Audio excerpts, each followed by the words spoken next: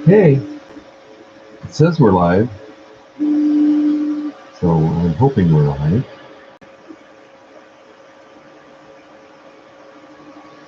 Back again, it's still printing. I just came out here to check on it and managed to kick the plug out of the extension cord, which is dangling. So this is the cord to the printer. And I managed to kick that block and shut the printer off. But when I turned the printer back, plugged it in and turned it back on, what do you know? It has power loss recovery. So it knew that it had just lost power. I hit resume. It went back over, primed the nozzles, picked up, and continued where it just left off. So that's pretty good. See if I can get you in there a little closer. It's looking pretty nice. It's a little two-color. It's supposed to be a dragon, I think. Kind of a fishy dragon.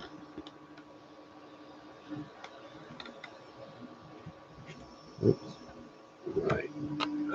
That's not too bad. Okay. There we go. Yeah.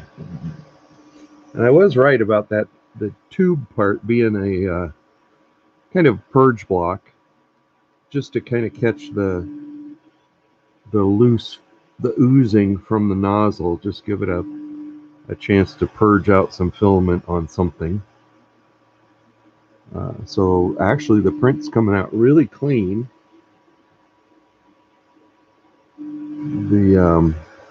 Unfortunately, you can see the infill. That's where these little, well, you can't really see it in the camera, but you can see it there in person. There's kind of some lumps on his skin. Let's see if it'll focus here. Yeah, you can barely see them there.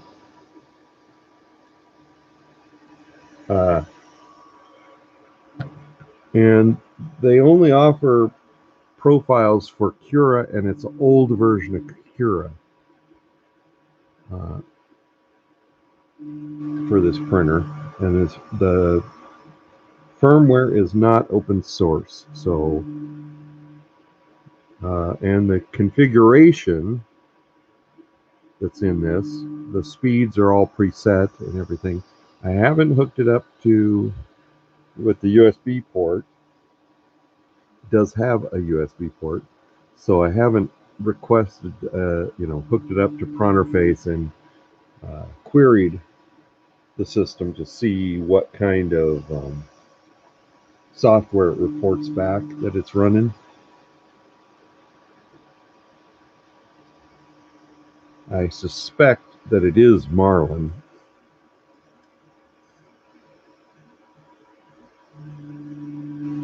But I don't know what processor or anything it's using on the main board, because it's down underneath there. But so far, I'm pretty impressed. It's doing a really nice job for a first print and an ambitious print and pre-sliced G-code. It's turning out really well. As far as time,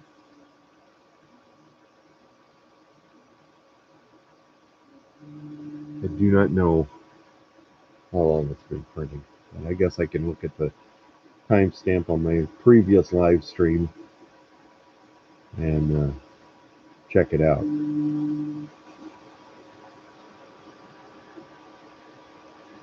But yeah, so far so good. Looks like it's doing adequate on cooling. It's only got a single duct from a single side, but it looks like it's doing all right.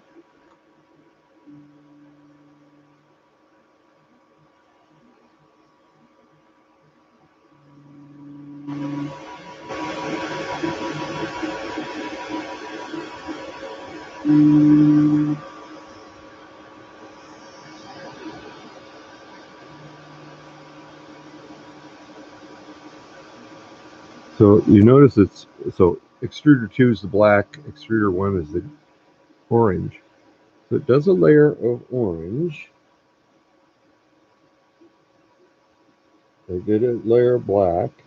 I'm going to watch the Z as it goes here. Okay, so it only purges once with the black. But if you watch the orange, comes out, does 2 loops, prints a layer. We're at 52.4 right now, Z. Now we're at 52.6. It purges another layer, comes back, right? So 52.6.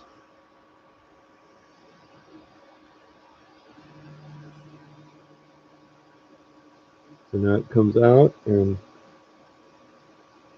still at 52.6. Prints the black layer. Oh, and it does 52.8 now, so it's printing a second black layer, but it does not do a second circle. That's interesting. I think it's because the orange is on the outside and that the black, it's just using that orange circle as a purge bucket. I would be really interested to see the profile that's set up in Cura that lets that happen, because it's all done in trying to save time, fewer moves, and not extruding as much filament.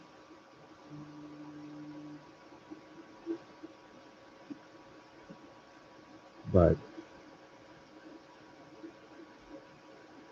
I don't really want to install the old version of Cura just to get that profile, but maybe I will. Then I can copy those settings out of that and put it in a newer version of Cura.